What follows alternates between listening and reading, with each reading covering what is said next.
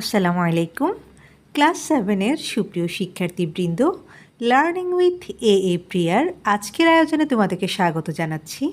আমরা আজকে আলোচনা করছি তোমাদের ইউনিট 1-এর লেসন 1-এর পার্ট সি থেকে, এবং এর আগের ভিডিওতে আমি পার্ট এ এবং পার্ট বি পর্যন্ত বিস্তারিত আলোচনা করেছি। আজকের এই ভিডিওর মাধ্যমে আমি চেষ্টা করব পার্ট সিটা তোমাদেরকে সমাধান করে দেওয়ার জন্য। চলো শুরু করা যাক। দেখো, আমাদের প্রশ্নে বলেছি কি, now answer this questions. This মানে হচ্ছে এই, আর কোশ্চেন মানে হচ্ছে প্রশ্নগুলো। তো এখন আমাদের কাজ কি? এখন বলছে যে চলো এই প্রশ্নগুলোর উত্তর দিই। তাহলে দেখো, আমাদের প্রথম প্রশ্নটা কি? প্রথম প্রশ্নটা হচ্ছে, do you speak English with your teacher? অর্থাৎ তুমি কি তোমার শিক্ষকের সাথে ইংরেজিতে কথা বলো? ইফ ইউ ডু মানে যদি তুমি বলে থাকো, when and how often মানে কখন এবং কতবার বলো, হ্যাঁ, বা কতক্ষণ ধরে বলো, এরকম একটা প্রশ্ন জানার চেষ্টা করছো। তো তুমি কি তোমার শিক্ষকের সাথে ইংরেজিতে কথা বলো? যদি বলে থাকো, কখন এবং কত সময় ধরে তুমি মানে তার সাথে ইংরেজিতে কথা বলো। তো এই প্রশ্নের উত্তরটা তোমরা এইভাবে করে দিবে। তার আগে বলে রাখি, পার্ট এ এবং পার্ট বি যদি তোমরা এখন পর্যন্ত দেখে না থাকো, তাহলে আমার চ্যানেলে তোমাদের ক্লাস 7 ইংলিশের প্লেলিস্টে গেলে এই ভিডিওটা পেয়ে যাবে। প্রথম পার্ট এ এবং পার্ট বি যারা খুব ভালোভাবে করতে পারবে, তারা ডেফিনেটলি পরের কোশ্চেনগুলোও ইজিলি আনসার করতে পারবে। এখন দেখো, নাম্বার 1-এর আনসারটা তোমরা কিভাবে সাজাবে।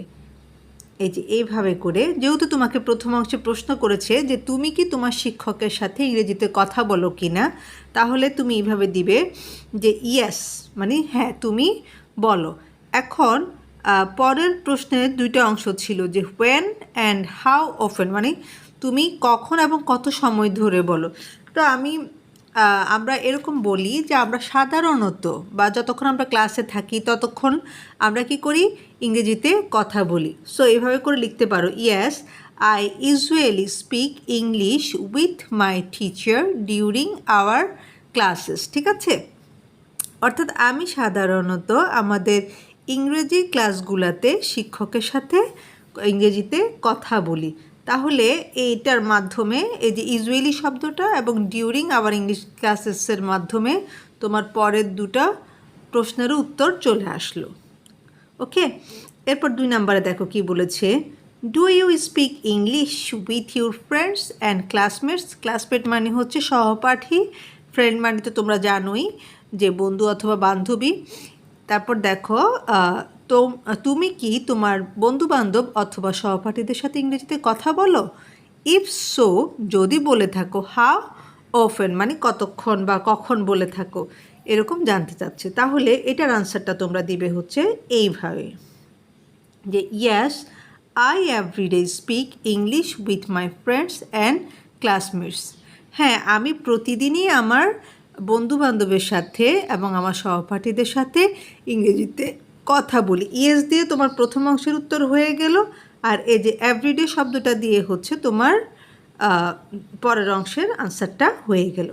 ওকে, আচ্ছা, এরপর আমরা 3 নম্বর প্রশ্নে যাচ্ছি। 3 নম্বরে বলছে, if you speak English outside the class. Outside মানে হচ্ছে বাহিরে, আর ইফের বাংলা অর্থ হচ্ছে যদি। অর্থাৎ যদি তুমি তোমার শ্রেণীকক্ষের বাহিরে ইংরেজিতে কথা বলো, where do you speak it মানে তুমি কোথায় বলো। অর্থাৎ আমরা আমাদের দুটো প্রশ্নের আগের দুটাতে বলেছি যে কি, আমরা আমাদের টিচারের সাথে অথবা আমাদের ক্লাসমেটদের সাথে এবং ফ্রেন্ডদের সাথে হচ্ছে আমাদের ক্লাসে কি করি, ইংরেজিতে কথা বলি। এখন আমার 3 নম্বরে জানতে চাচ্ছে, তো যদি তুমি ক্লাসের বাইরে বলে থাকো, হ্যাঁ, তাহলে কার সাথে বলো? তো আমরা নর্মালি কি করি, আমরা হচ্ছি বাসায় অনেক সময় প্র্যাকটিস করে থাকি ইংলিশটা, তাই না? তাহলে এই যে এই অংশটা প্রথম নিবে, যে আউটসাইড দ্য ক্লাস, হ্যাঁ, এই যে এরকম করে লিখবে আউটসাইড দ্য ক্লাস, তারপর একটা কমা দিবে। এরপর দেখো, ইউ এর পরিবর্তে তুমি আই লিখবে, যেহেতু প্রশ্নটা তোমাকে করছে, এখন উত্তরটা তুমি তোমার নিজের জন্য দিচ্ছ, সেহেতু আই লিখবে। I speak English at home. ঠিক আছে, অর্থাৎ আমি আমার বাসায় ইংরেজিতে কথা বলি। অ্যাট হোম না দিয়ে তোমরা আবার ইন মাই হাউস কথাটাও কিন্তু লিখতে পারো। ঠিক আছে, যে outside the class I speak English in my home. হ্যাঁ, ইন মাই হোম দিলেও জিনিসটা দেখতে ভালো শোনাবে। ওকে, এরপর দেখো 4 নম্বর প্রশ্নে কি বলেছে। 4 নম্বর প্রশ্নে বলেছে, do you watch any English programmes on TV? Watch মানে হচ্ছে কোনো কিছু দেখা। হ্যাঁ, তুমি কি টিভিতে কোনো ইংরেজি অনুষ্ঠান দেখো? What programmes do you watch মানে কোন ধরনের অনুষ্ঠানগুলো তুমি দেখো। অর্থাৎ আমরা অনেক সময় করি কি, টিভিতে ইংরেজি অনেক ধরনের মুভি, তারপর হচ্ছে ধরো কার্টুন দেখে থাকি, অনেকে হচ্ছে রাইম দেখতে পছন্দ করে, বা অনেকে হচ্ছে যে ইংলিশ নিউজ চ্যানেলগুলো আছে, হ্যাঁ, সেগুলো শুনতে পছন্দ করে। তো এইভাবে কিন্তু আমরা এগুলোর মাধ্যমে আমাদের ইংলিশের একটা কি করতে পারি, ইমপ্রুভ করতে পারি। তো তোমরা যে যে মাধ্যমে দেখে থাকো সেটাই কিন্তু উল্লেখ করতে পারো। সেই হিসাবে আমি লিখেছি, দেখো প্রথম অংশের জন্য যেহেতু আমাকে বলেছে do you watch any English programmes on TV, অর্থাৎ তুমি কি তুমি কি টিভিতে কোনো ইংরেজি প্রোগ্রাম দেখো কি না? হ্যাঁ, আমি দেখি। তো আমি আনসারটা দেবো কি, হ্যাঁ আমি টিভিতে কি করি, ইংলিশ প্রোগ্রাম দেখি। তো এটার জন্য দেখো এইভাবে লিখবা যে yes I watch English programmes on TV, অর্থাৎ এখানে ইউ এর জায়গায় দিবা হচ্ছে আই, আর বাকিটুকু কিন্তু এখান থেকে লিখে নিবে। ঠিক আছে, আর এনিটা হচ্ছে বাদ দিয়ে দিবে। তো তাহলে দেখো yes I watch English programmes on TV.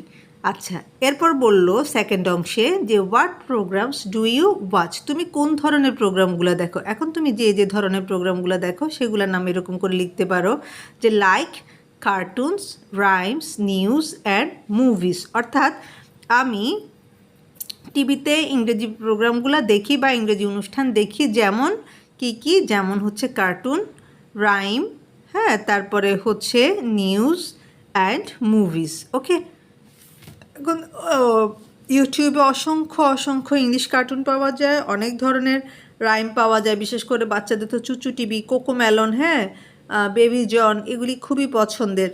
তারপর নিউজের জন্য হচ্ছে বিবিসি খুব ভালো। তো এরকম অনেকগুলা চ্যানেল আছে যেগুলোর মাধ্যমে তোমরা কি করতে পারো, যেগুলো শুনে তোমরা তোমাদের ইংরেজি যে কি বলবো ইমপ্রুভমেন্ট সেটা করতে পারো চাইলে। ঠিক আছে, তো আজকের এই ভিডিওর মাধ্যমে আমি শুধুমাত্র তোমাদের পার্ট সি নিয়ে আলোচনা করলাম। আজকের আলোচনা তোমাদের কেমন লেগেছে, অথবা কোথাও বুঝতে যদি অসুবিধা হয়ে থাকে সেটা অবশ্যই কমেন্টে জানাবে। তো আমি আজকে এখানেই শেষ করছি। ইনশাআল্লাহ পরবর্তী টপিক নিয়ে খুব শীঘ্রই হাজির হব।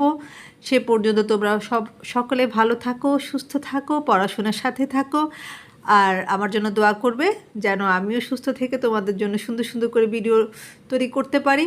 আর অবশ্যই লার্নিং উইথ এ প্রিয়াকে সাপোর্ট করে যাবে, বন্ধুবান্ধবের সাথে শেয়ার করবে। আচ্ছা, আজকের মতো এখানেই বিদায় নিচ্ছি। আল্লাহ হাফিজ।